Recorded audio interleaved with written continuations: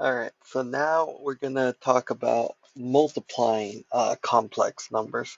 So the main reason why we did that chart before, that little square that if you watch the little mini video for, is when you're multiplying i's. So when we saw this little square, it was like I is just I, which is also known as the square root of -1, but I squared is known as just -1. And I cubed would be -I, and I to the fourth power would be 1. So the reason why we need this square is in cases like this. Let's say you're multiplying two i's, like you would right here. So there you would have your I squared, and from there we would see that I squared is this -1 over here. So that allows us to just finish this. So this is one of the reasons why this idea of imaginary numbers is no longer considered imaginary.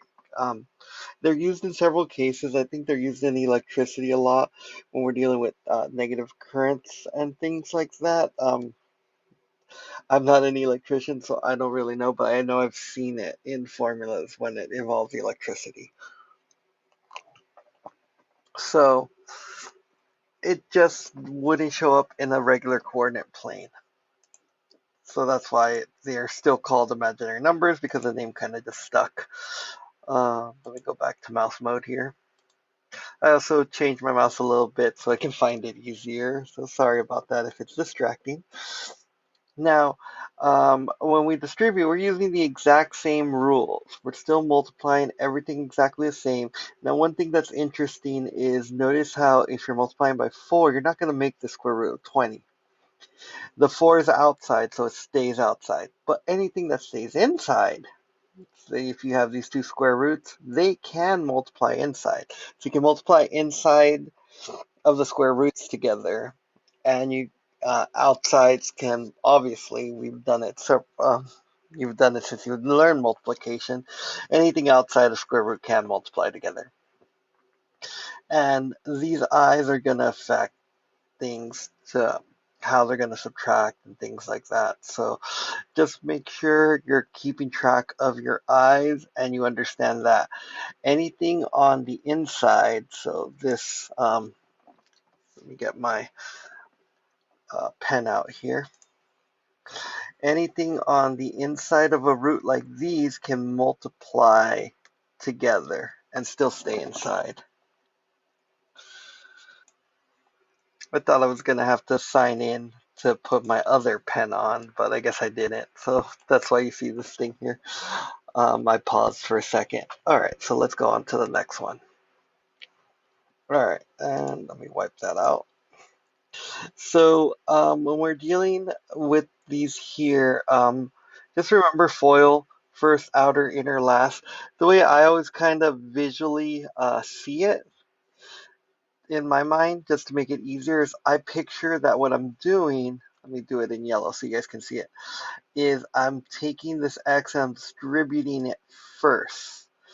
I'm doing the first terms, then I'm doing these outer terms, and then I'm going to do the inside terms, the inner, and then I'm going to do the last terms, the last ones in that term. So out of this expression right here, it's the last one. And out of this expression, the 6 is the last one. So that's why it's 5 and 6 are the last one. So just FOIL like you've done before. You can also use the box method. Um, that's the method I do the most. So if you're doing box method, and remember, you want it in standard form, meaning you want your real number in the front and your imaginary number in the back, real number in the front, imaginary number in the back. And if you're doing this, you're doing 3, let me use a different color, 3 times 1. So that would be 3. And then if you're doing this one, you're doing this 7 times 1, 7i. I meant to do a different color so it's easier to see, but I guess that didn't work out. Then when you're doing this one, you're doing 3 times I. So this would be negative 3i because it was a negative I. And then over here, you're doing this 7i times negative I. So you get negative 7i squared because I times I is I squared. And you can look right here where they do it normal FOIL, that this I squared turns into a negative 1, making it a positive 7. And then after that, you see that this positive 3 and the 7 can become together, and you're doing this. So the beauty of this chart right here is that you should never end up with an exponent on your I, ever. It should get canceled out one way or another, either by becoming a negative I, or I'm sorry, negative 1, or negative I, or in the case of I to the fourth, it just becomes a positive 1. So you should either have I, a negative 1, a negative I, or a positive 1. Those should be your only cases you should not have exponents on your I's. One thing, if I just go to the next page, all of this goes away. Nope, it does not. Oh, and I have to use my pen, not my mouse, to get rid of it.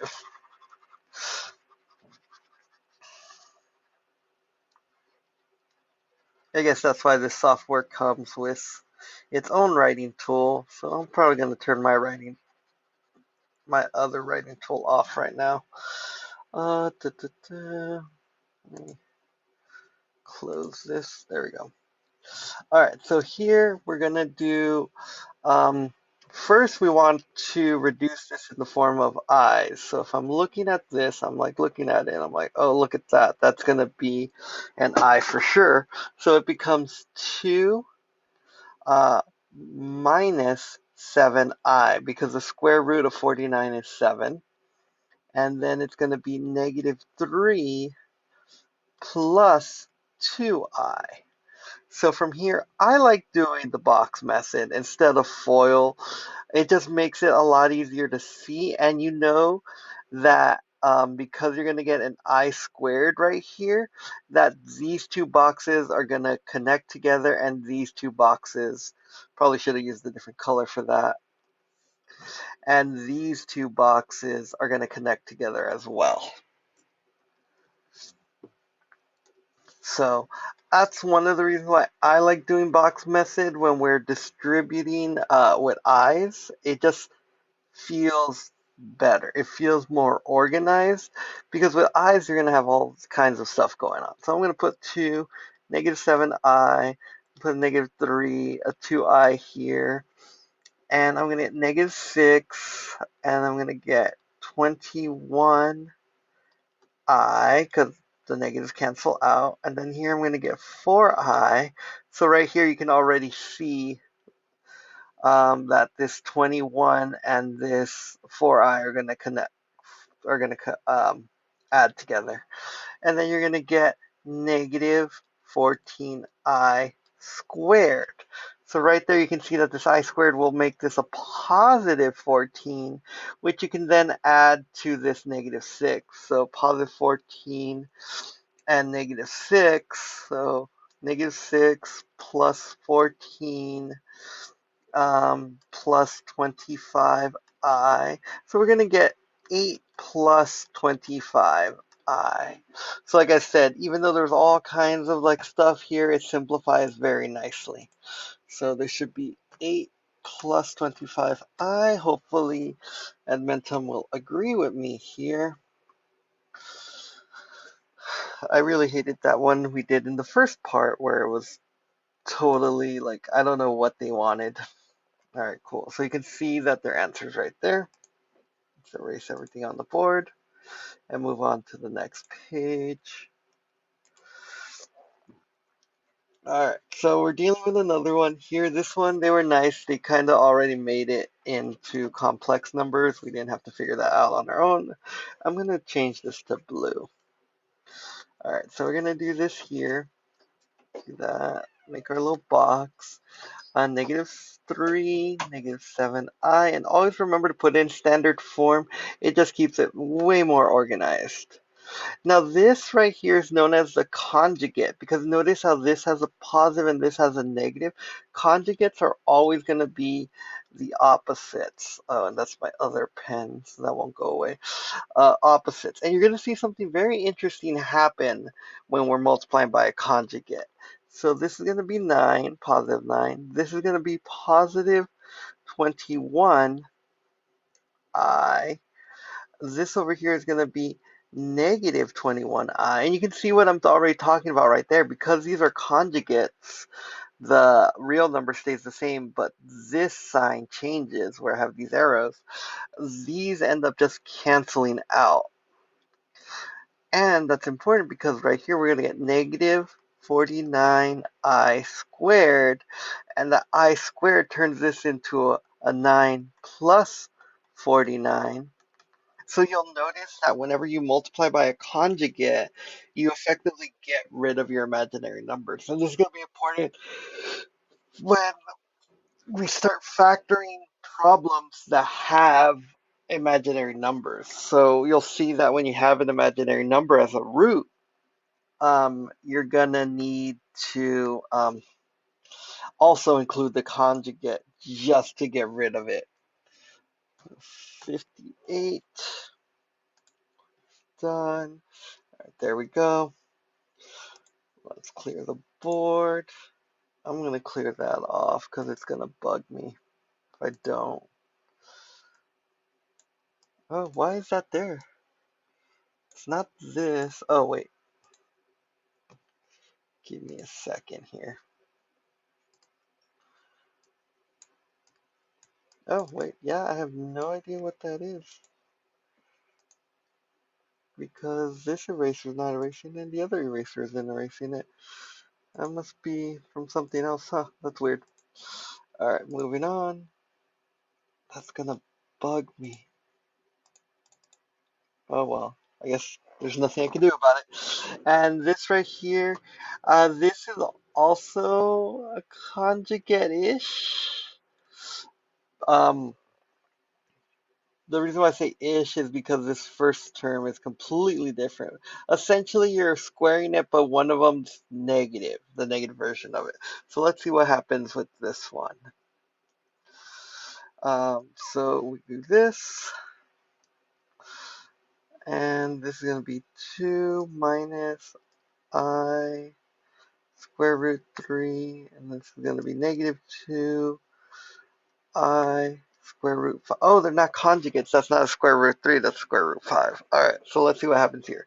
So this is going to be negative 4. I thought it was a little weird. I was like, wait a minute. This is going to be 2I square root 3, and this is going to be 2I square root 5.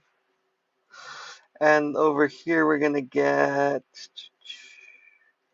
negative I squared square root 15. So that negative squared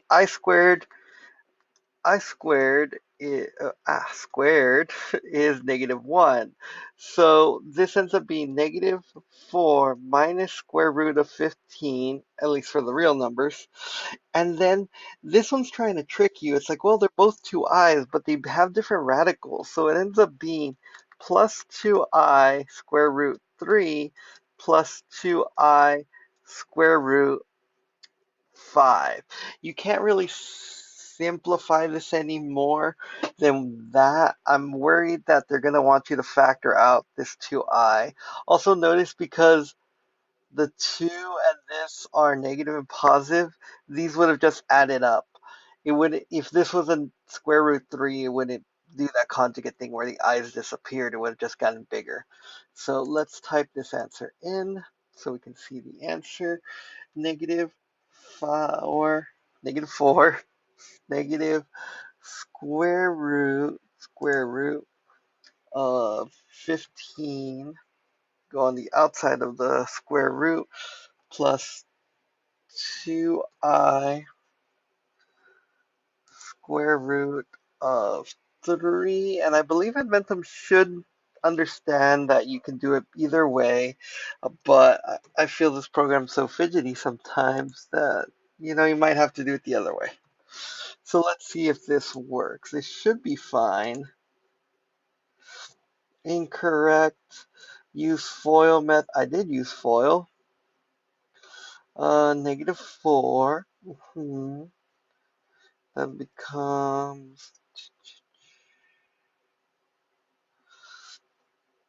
becomes positive 2i squared. Let's just see what they want the answer to be, because I can't imagine. Okay, hold on. Use FOIL, substitute. I did substitute that. So these tips are never based off of your answer, just so you know. It's just a general tip for common mistakes. So it's assuming that I don't know that this I squared turns into a -1, which would turn it into a, oh, you know what? I'm like making fun of it, and they're right. I did make that mistake. All right, so let's try that again. Nope. So let's see what they wanted for the answer. So they wanted, oh dear, what are they doing here? Ah, I was right. They did want me to distribute that 2 and the I, but they distributed it very weird to the point where I don't see anyone legitimately doing this. So you can see I would have distributed it like this. Minus, oh, and actually they have it really weird. They distributed out the negative as well. So they distributed out a negative. You can see that they're distributing out this negative and this negative. And they're distributing out a 2, but they're distributing that out in the front, leaving the radicals in the inside. And they're distributing out the I. So I find it very annoying that the programmers didn't account for this answer as well, and assume that people would factor it. Because even if I were to factor it out, this I over, I would put it right over here. I would just take out the entire 2i, not just the 2, and take out the I on the right. I've never seen people factor out on the right before, but I guess there's a first time for everything. All right, so moving on to the next one. I'm hoping I can get this done in the second video, but it looks like I might have to do a third because I have another appointment coming up. All right, so what we're going to do here is we're going to do I squared. Now, here's an important part. If we're doing I squared, that does not mean that we distribute this. I'm saying I squared. When we're doing quantity squared, parentheses, we don't just distribute that square root. That's not how this works. We're multiplying everything inside that square root because this is a negative sign.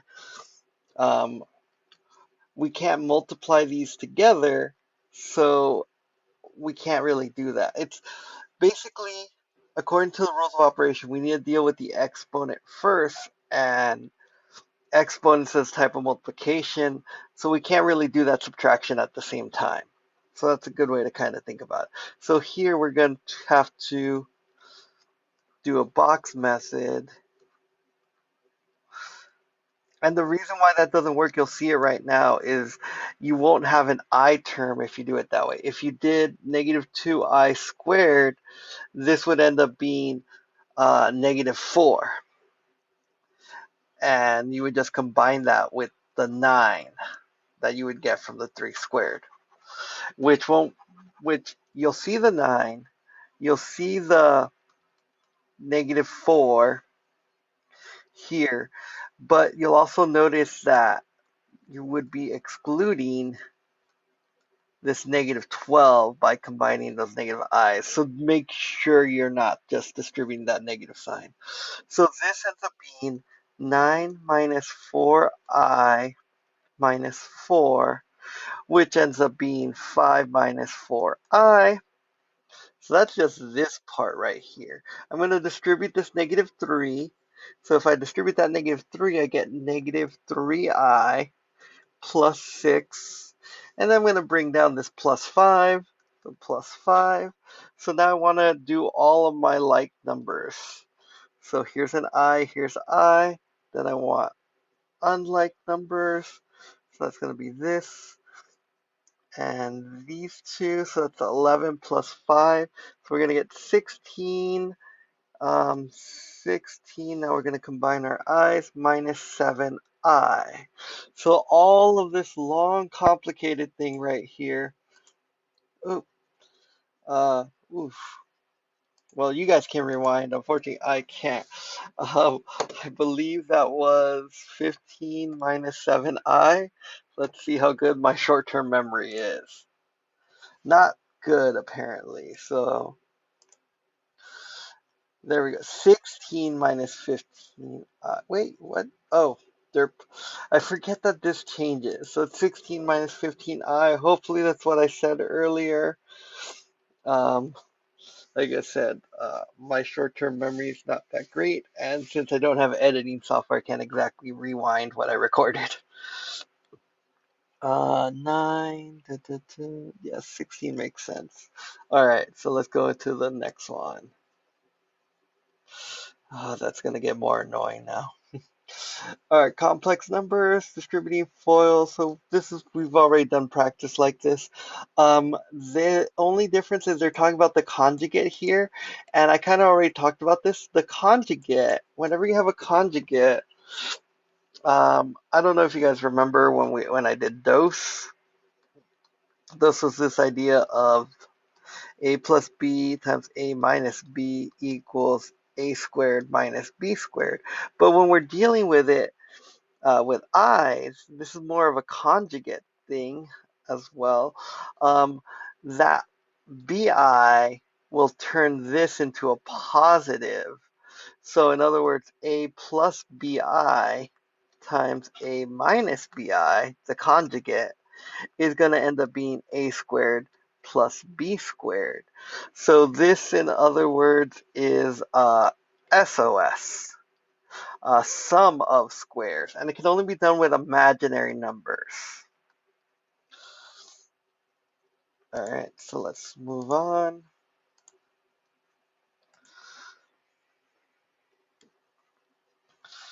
All right, so moving on into this one, dividing. So dividing's a little weird. It basically, when we're dealing with division here, you want to make sure that your denominator is the same. If they're not the same, factor it out as best you can, and then see here how these have the same factor. So in other words, you just need to multiply this 7 plus 3i by this 2 plus 5i. You just kind of need to get rid of it. Oh, I see what they're doing. They're multiplying it by, I'm sorry, I thought this was an equation. It's an expression that we're reducing, meaning it didn't have an equal sign. The only reason why we're doing an equal sign here.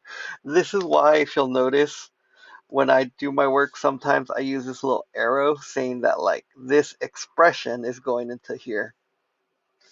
Anyways, so what they're doing is they're multiplying the denominator by the conjugate, and that gets rid of the I at the bottom. So whenever you're dividing, you want to multiply by the conjugate just to kind of make things easier. It gets rid of the complex number at the bottom and makes it a normal number. And you can see that here when we do all this work. All right, so let's get into some actual steps. All right. Well, the first thing here that we want to do is we want to multiply by the conjugate. We want to multiply the numerator and the denominator by the conjugate of the denominator. So find the conjugate of the denominator, multiply it to numerator and denominator. So that'll be the first step. So now we have this right here.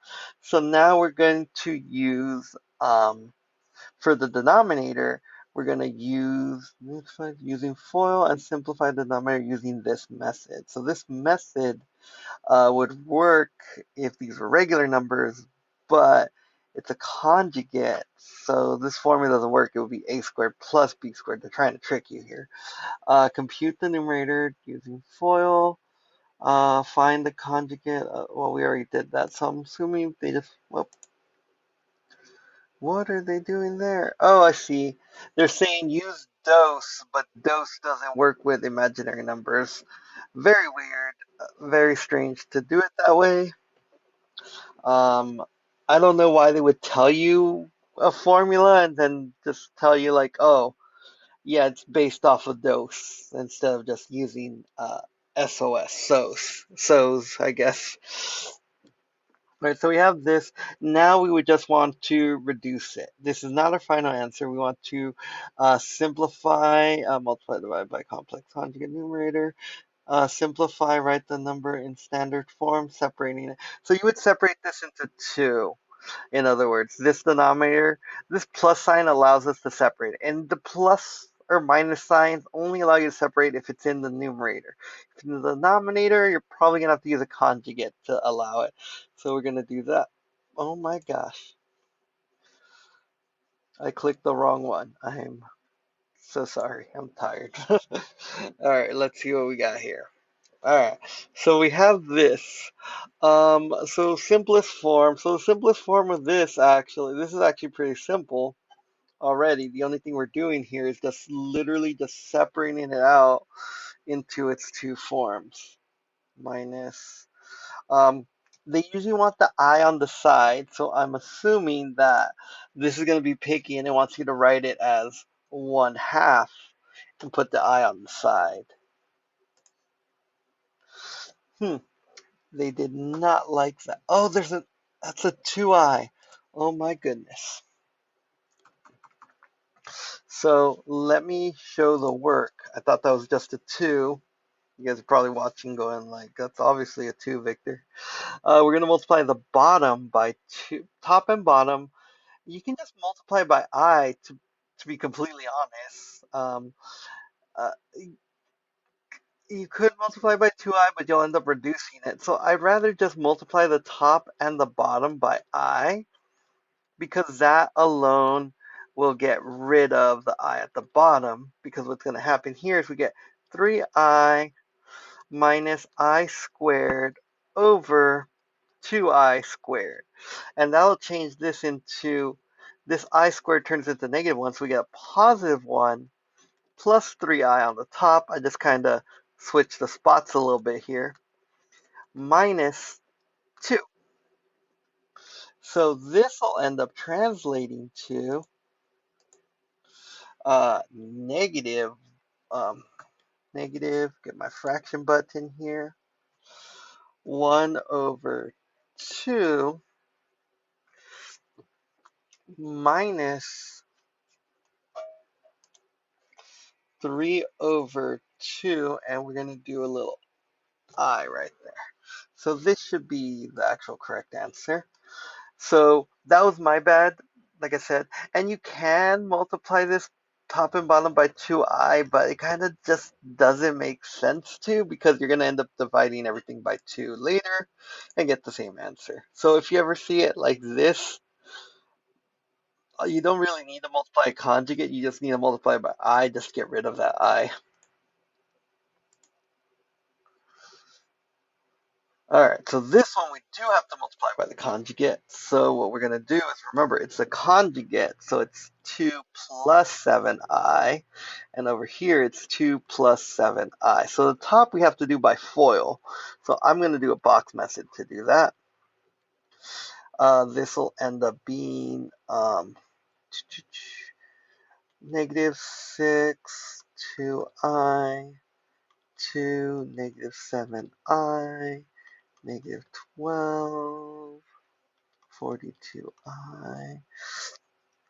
This is 4I, and this is -14I squared. That negative and that I squared cancel out, so it ends up being 2, because we end up getting this 12, -12 plus 14, because again, like I said, I squared and that negative cancel out. So we get 2 because it's 14 minus 12. And then it's going to be plus 46I. At the bottom, remember, it's going to be a squared plus b squared. We're going to kind of ignore the I. So it ends up being 4 plus 49. And you don't have to take my word for it. Think of it logically. We know that the i's are going to cancel. That's the whole reason why we're doing this. Even though this is a negative, this positive, we'll leave it as negative, and the I squared, like we did over here, turned into a positive. So we end up getting this 2 over 53. I'm splitting it, by the way, in case you guys are a little confused there. And then 46 over 53 as well. We're going to put that I right there. So let's kind of get this started here. 2 over 53. And we're going to do plus another fraction. Oops. I meant to click the fraction button. I don't know what I end up clicking.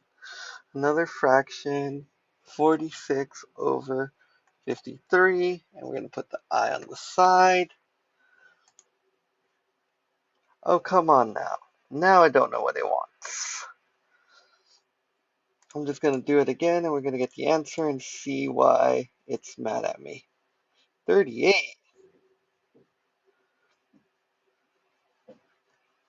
38. Negative, negative, positive. Ah, I see what happened here. This was supposed to be a positive 7i. That was my bad. Making this a negative that, and that's how we get the 38. So that was my bad there. Remember the conjugate. I think I even told you guys at the beginning of the problem. Remember, we're not multiplying by the same thing. It's the conjugate, and then I go ahead and not do it by the conjugate. Just do it by the denominator. So that's what happened there. Is that became a positive. All right, so clear that out. All right, moving on to the next one. All right, so here, they're making it look more complicated than it is. This is just 3i. Square root of 9 is 3, and since it's a negative, it's going to be an I term, so we have 3 over 1 minus 3i. So we're going to multiply this by 1 plus 3i, which luckily, since the top is a monomial times a binomial, all it is distributed property. You don't have to FOIL. So on the top, we get 3 plus 9i over, remember, it's a squared plus b squared when we're dealing with the conjugate of complex numbers. This ends up being 1 plus 9. So that means that we're going to get 3 plus 9i over 10, which this is going to be, I'll just type in the final answer for you guys right now. Fraction, do another fraction. In between those fractions, we're going to have a plus sign, luckily. Not really luckily, I just don't like dealing with negatives. And then we're going to have 9 over 10. Don't forget to put that I on the side. Let's see if... All right, cool. I think my T's starting to kick in. So there we go. All right, so going on to the next one. All right, so this one, obviously it's going to be a conjugate. And we're going to have to do FOIL on top. So I'm going to do FOIL. I'm going to remember my conjugate. It's conjugate, not the denominator. All right, so 2 plus 3i times 1 minus 2i. So this ends up being 2, 3i, negative 4i, and negative 6i squared. So we end up getting 2 plus 6, because the I squared and the negative cancel, minus I. So we get 8 minus I here. On the top at least. On the bottom, we're going to get 2 squared plus 3 squared, because remember that formula. I know I'm going to keep repeating myself, but whenever you're multiplying a complex number by its conjugate, it's a squared plus b squared. Because remember, standard form is a plus bi. So this ends up being 8 minus I over 4 plus 9. So over 13, and then we can split that.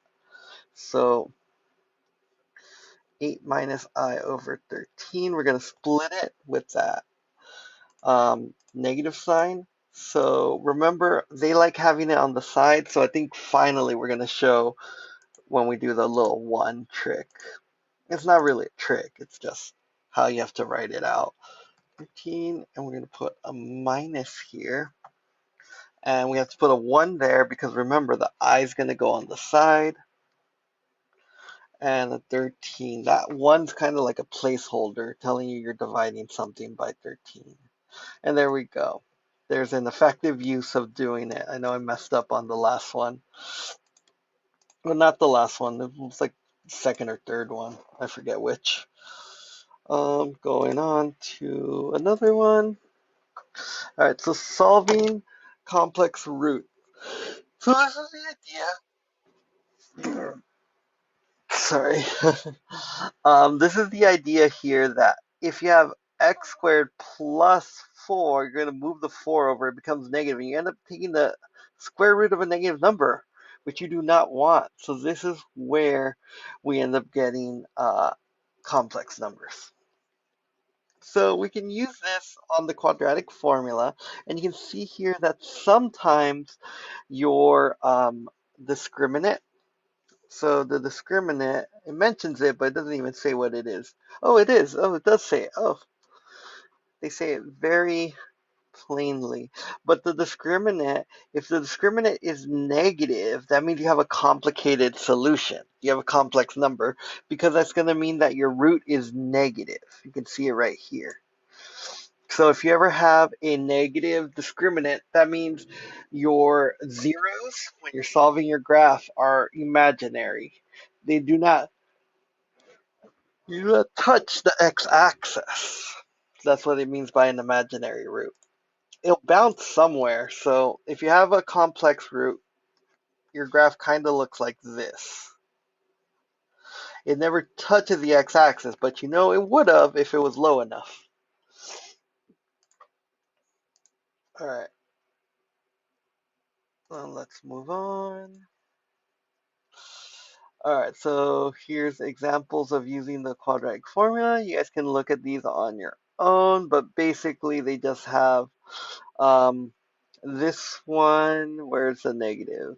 This would be a negative discriminant. They're totally skipping the steps that show that it's going to be a negative 88 and just kind of showing this. So they are skipping some steps. Just be aware of that when you're looking at this. That's annoying. You can't teach people something and then skip steps. All right, so this one, they want us to do this with the quadratic formula.